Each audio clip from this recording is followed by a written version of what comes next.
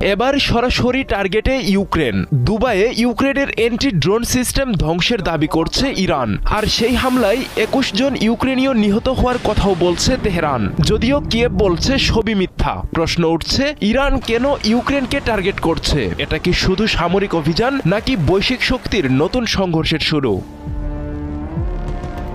উপসাগরীয় অঞ্চলে উত্তেজনা ছড়িয়ে পড়ছে নতুন মাত্রায়। ইরানের দাবি, দুবাইয়ে মার্কিন সেনাদের গোপন ঘাঁটির পাশাপাশি তারা ধ্বংস করেছে ইউক্রেনের এন্টি ড্রোন সিস্টেমের একটি গুদাম। এই হামলায় গুদামে অবস্থানরত ২১ জন ইউক্রেনীয় নিহত হয়েছে বলেও দাবি ইরানের। এই গুদাম থেকে আমেরিকাকে সহায়তা দেওয়া হচ্ছিল, যা সরাসরি ইরানের বিরুদ্ধে ব্যবহৃত হচ্ছে বলেও দাবি তেহরানের।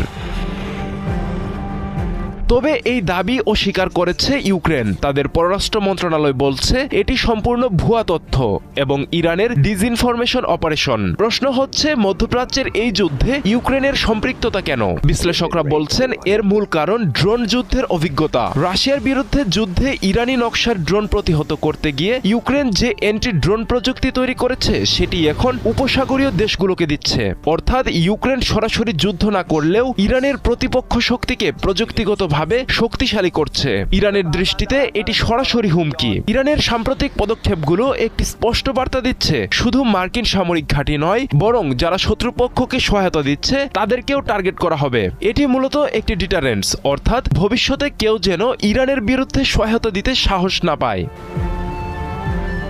এদিকে উপসাগরীয় দেশগুলো কঠিন সমীকরণের মধ্যে পড়েছে। একদিকে তারা আমেরিকার মিত্র, অন্যদিকে মোকাবিলা করতে হচ্ছে ইরানের সরাসরি হুমকি।